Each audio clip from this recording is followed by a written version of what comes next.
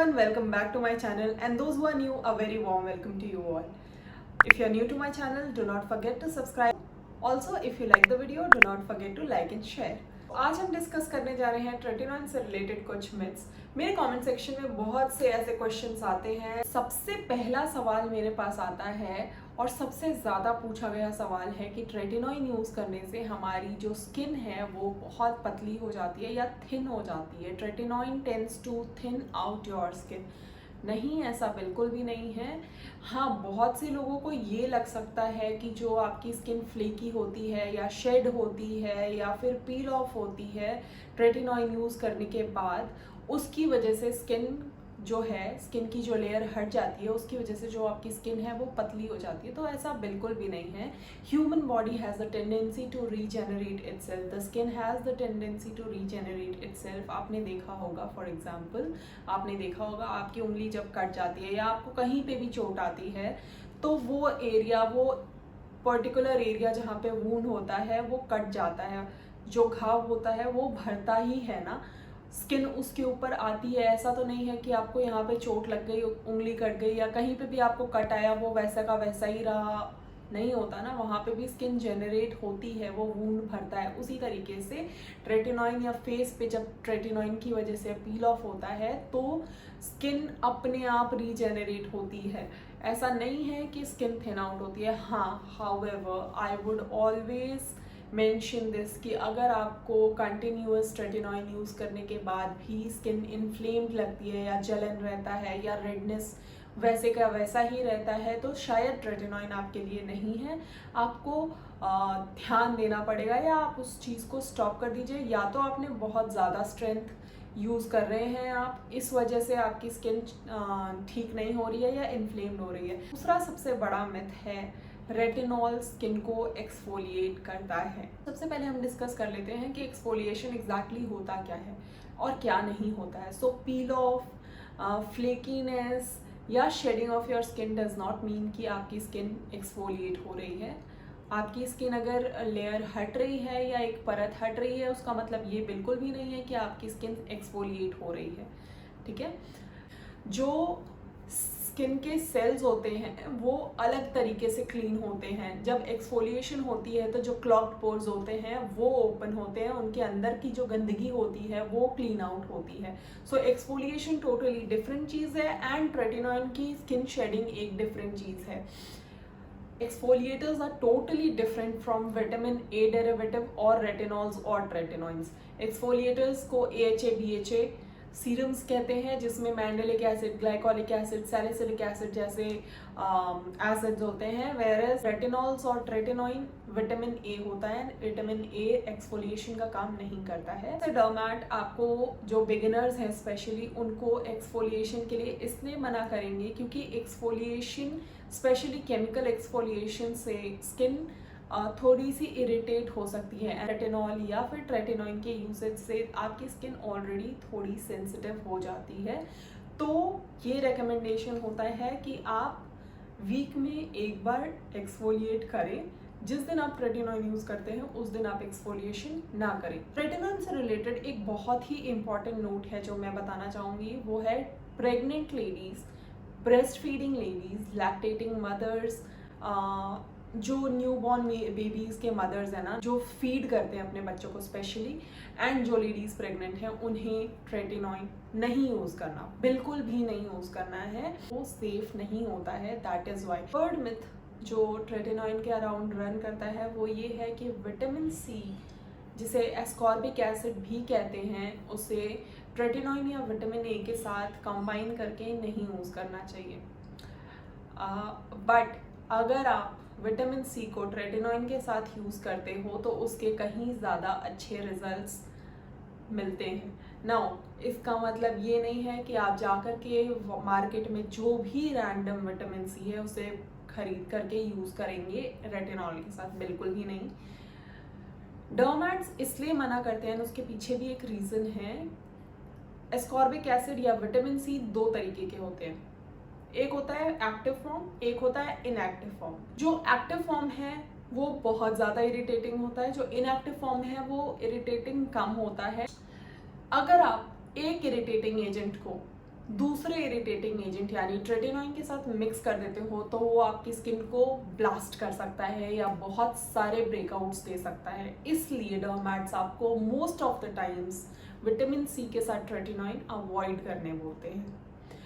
वहीं पे अगर आप ट्रेटिनॉइन यूज़ कर रहे हो, आपकी स्किन ट्रेटिनॉइन को अच्छे से यूज़ टू हो चुकी है एंड टॉलरेट कर सकती है, प्लस आप विटामिन सी भी यूज़ करते हो एंड वो भी आपकी स्किन को टॉलरेट करता है, तब अगर आप विटामिन सी एंड ट्रेटिनॉइन को मर्ज करके यूज़ करते हो तो आपको बहुत ही ज़्यादा अच्छे रिजल्ट्स मिलेंगे। किसी के यूज़ करने पर मत जाओ, अपनी स्किन को पहचानो, आपकी स्किन कितनी टॉलरेंट है ट्रेटिनॉइन के, कितनी टॉलरेंट है विटामिन सी के, क्या विटामिन सी को आपकी स्किन टॉलरेट कर पा रही है, क्या ट्रेटिनॉइन को आपकी स्किन टॉलरेट कर पा रही है। अगर आपकी स्किन टॉलरेट कर पा रही है दैट डजंट मीन कि नेक्स्ट डे आप जाकर के कोई दूसरा एक्टिव इंग्रेडिएंट खरीद के अपने फेस पे यूज़ करने लग जाओ। नहीं, वैसा नहीं होना चाहिए। स्किन को टाइम दो, टाइम के साथ धीरे धीरे कोई भी एक्टिव या इनएक्टिव एजेंट या कोई भी न्यू प्रोडक्ट यूज़ करना चाहिए। सो विटामिन सी बेसिकली मेरा थर्ड मिथ था कि विटामिन सी को ऐसा ट्रेटिनॉइन के साथ नहीं यूज़ कर सकते, ऐसा नहीं है।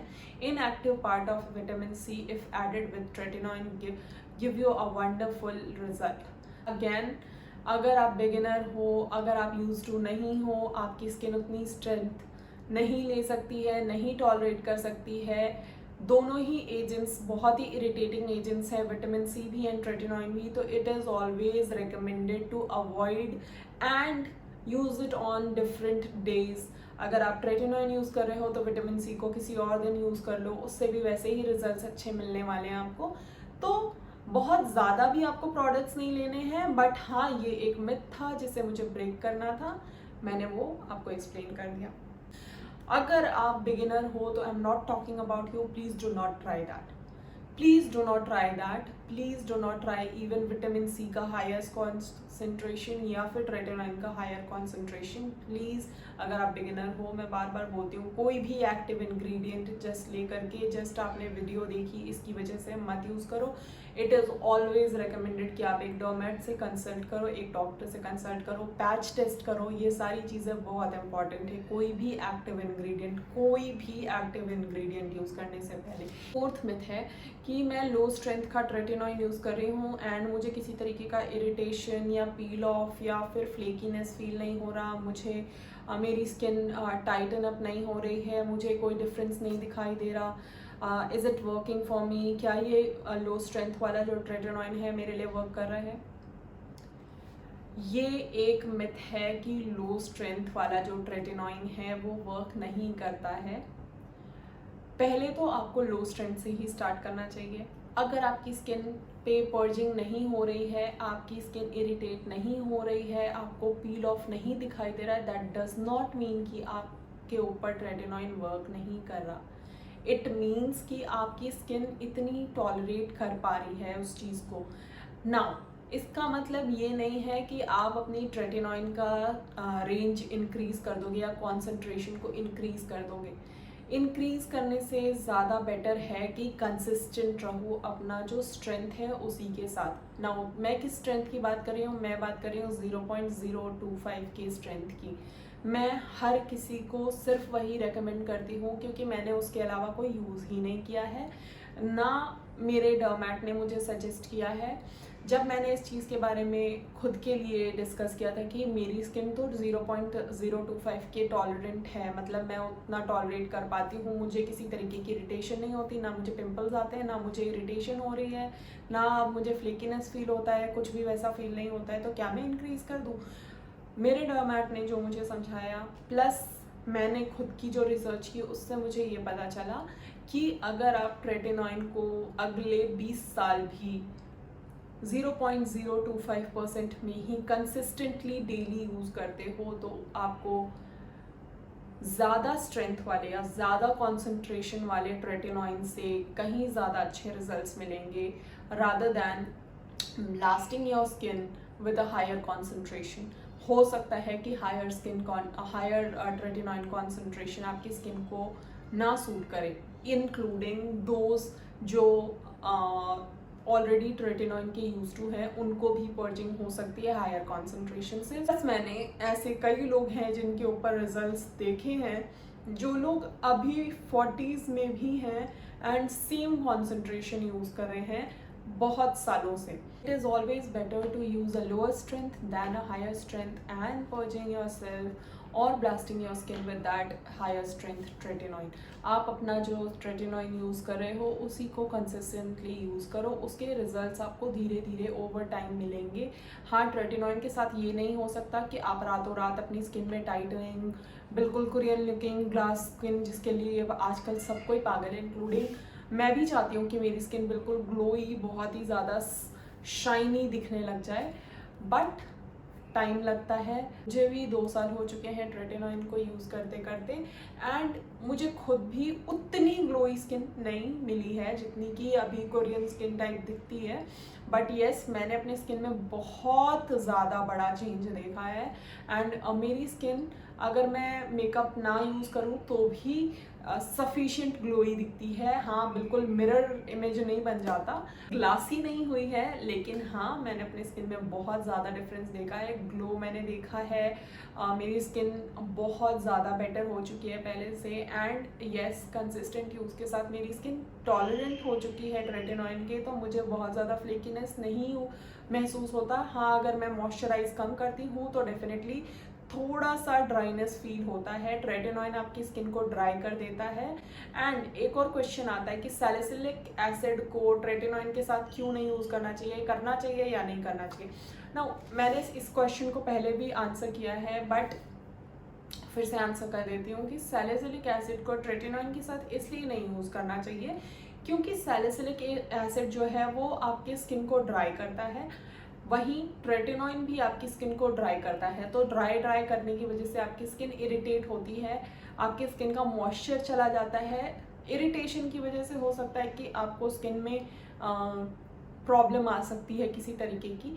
तो it is always better to use either salicylic acid और ट्रेटिनॉइन। तो आप चाहे सैलिसिलिक एसिड यूज़ करो चाहे ट्रेटिनॉइन यूज़ करो, दोनों को कॉम्बाइन करके मत यूज़ करो, बहुत ज़्यादा आपकी स्किन को इरिटेट कर सकता है। सो इसलिए सैलिसिलिक एसिड के साथ ट्रेटिनॉइन यूज़ नहीं करना रिकमेंडेड होता है। एंड अगर आपके पास ऑलरेडी फेस वॉशेज़ वगैरह हैं, आप यूज़ करते आ रहे हो, लोअर कॉन्सेंट्रेशन होता है अगर फेस वॉश में सैलिसिलिक एसिड का, तो it is okay, but always moisturize yourself. So that is all about the myths. हम अपनी वीडियो को यहाँ पे एंड करते हैं। So I hope you like the video. आपके जो डाउट्स थे, जो क्वेश्चंस थे, जो मिथ्स थे ट्रेटिनॉइन के को लेकर के या विटामिन सी को लेकर के या बाकी चीज़ों को भी लेकर के, आई होप वो सॉर्ट आउट हुए होंगे या उनके आंसर्स आपको मिल गए होंगे। एंड अगर आपको वीडियो पसंद आई तो do not forget to like, share and subscribe to my channel. Please channel को सब्सक्राइब कर दीजिएगा, इससे मुझे बहुत ही ज़्यादा इंकरेजमेंट मिलती है न्यू वीडियोज़ बनाने में। So thank you for watching, love you all, bye.